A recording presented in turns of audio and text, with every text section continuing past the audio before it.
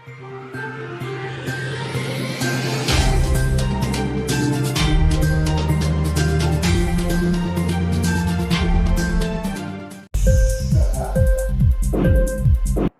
TV prime time news के स्वागतम।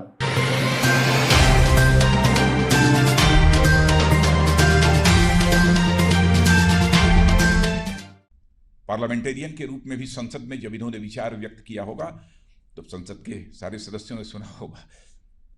मुझे याद है, क्योंकि मैं पार्टी का 2 बार राष्ट्रीय अध्यक्ष रहा हूं, मैं जानता हूं पब्लिक मीटिंग्स के लिए आदरणीय वेंकैया नायडू जी की मांग होती थी सारे देश भर में। ऐसा नहीं है कि दक्षिण भारत के रहने वाले हैं, केवल दक्षिण भारत में ही इनकी मांग लोगों के द्वारा होती रही हो, बल्कि उत्तर भारत में भी भाषण के लिए इनकी मांग होती थी।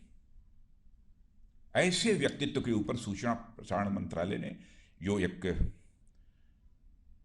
यह पुस्तक या काफी टेबल है जो प्रकाशित की है, उसके लिए मैं अपने मित्र प्रकाश जी जावड़ेकर को और पूरे मंत्रालय को बधाई देता हूं। और इस किताब का नाम जैसा बतला रहे थे Prakash ji, connecting, communicating and changing. अभी तीनों यह जो नाम है, मैं ये सोच रहा था कि बहुत सोच समझ कर जिसने भी रखा है बहुत सोच समझ के रखा है, क्योंकि जिंदगी हमारे आदरणीय वेंकैया जी 3C की राह पर चलते रहे हैं। यही है 3C, connecting, communicating and changing. बराबर इसी 3C की राह पर चलते रहे। और चलते कैसे रहे हैं, मैं ये कहूं चरैवेत ये सुना होगा आप लोगों ने, चलते रहो चलते रहो। इनके जीवन का आदर्श रहा है चरैवेत। और वाइस प्रेसिडेंट के रूप में भी आप लोगों ने देखा होगा कि ये बैठते नहीं हर समय। यदि सुबह कहीं पर हैं तो दोपहर को कहीं पर हैं तो शाम को कहीं पर है। चलते रहना, यही एक इनके जीवन का आदर्श रहा है। और इसे बहुत ही अच्छी तरह आदरणीय वेंकैया जी ने अपने जीवन में ग्रहण किया है। और वाइस प्रेसिडेंट के रूप में भी बराबर दौड़ते ही रहते हैं।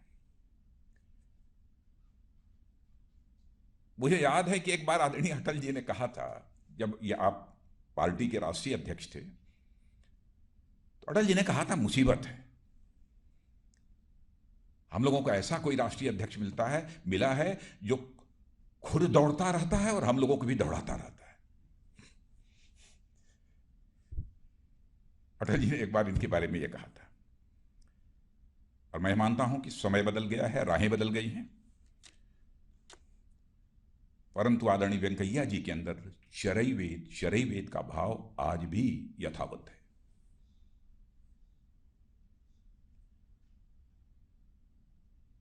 और ऐसे व्यक्तित्व के बारे में एक पुस्तक का प्रकाशन सचमुच मुझे इसकी जानकारी जब प्राप्त हुई तो बेहद खुशी हुई। कनेक्टिंग और कम्युनिकेटिंग का क्या मतलब होता है आप तो जानते ही हैं।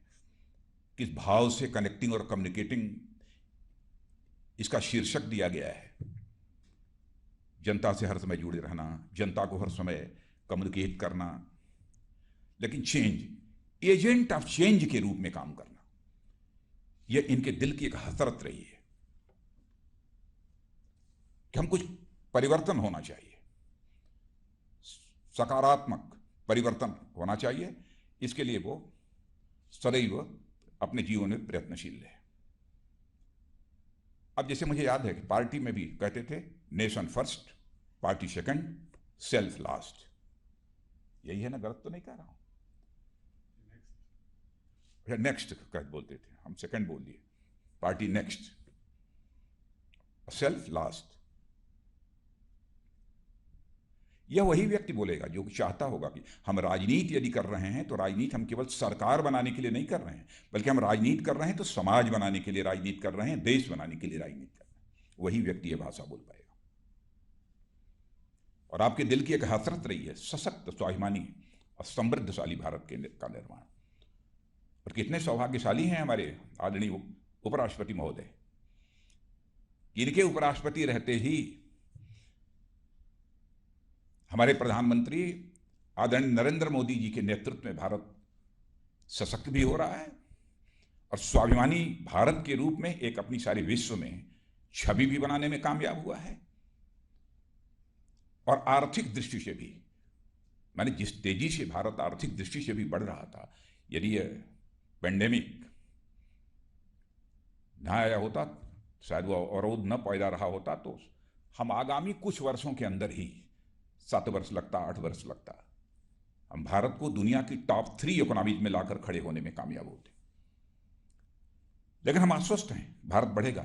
इस संकट की घड़ी को भी प्रधानमंत्री ने चुनौती के रूप में स्वीकार किया है, और आगे का रास्ता क्या हो सकता है भारत को आर्थिक दृष्टि से भी समृद्धशाली बनाने का, उसके बारे में भी एक दृष्टिकोण उन्होंने अपना प्रस्तुत किया है।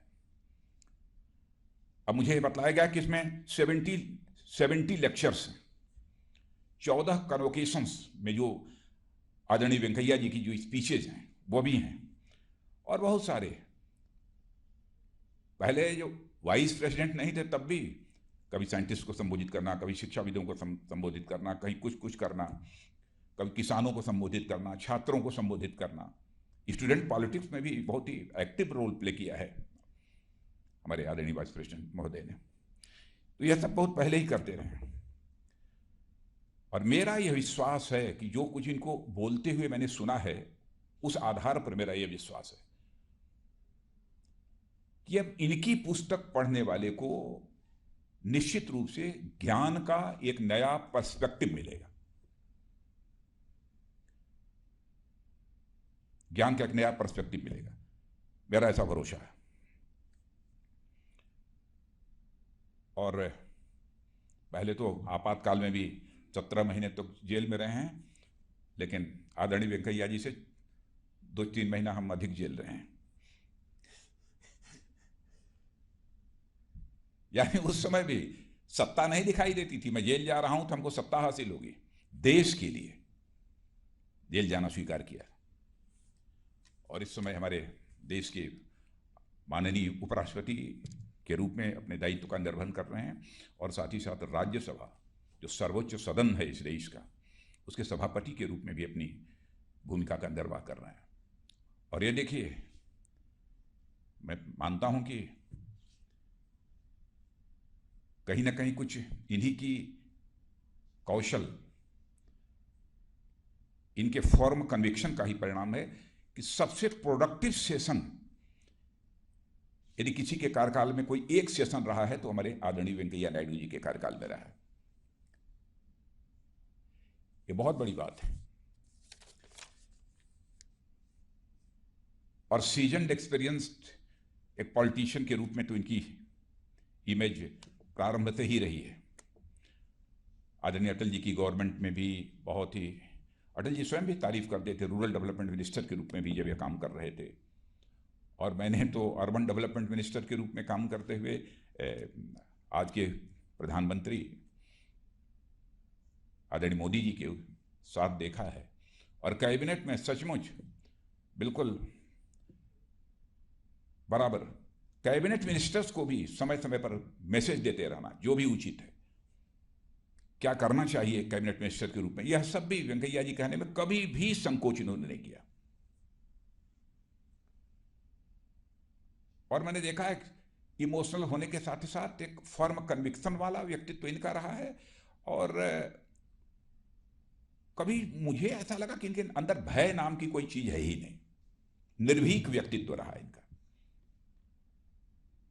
मेरा विश्वास है कि यह जो कॉफी टेबल बुक है वह निश्चित रूप से स्टूडेंट भी देखेगा, और साथ ही साथ एडमिनिस्ट्रेटर भी देखेगा, और वह लाभान्वित होगा।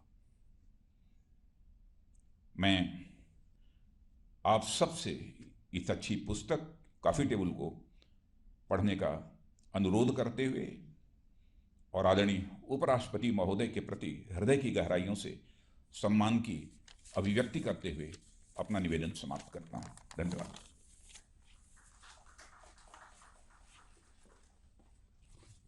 धन्यवाद माननीय मंत्री जी।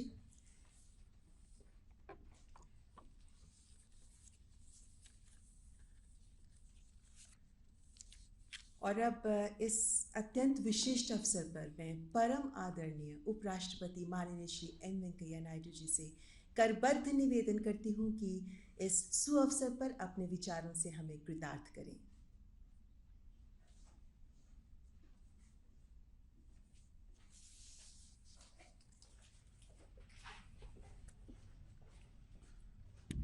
देश का रक्षा मंत्री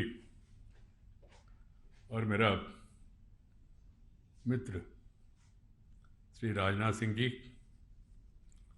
और सूचना प्रसारण और पर्यावरण परिरक्षण मंत्री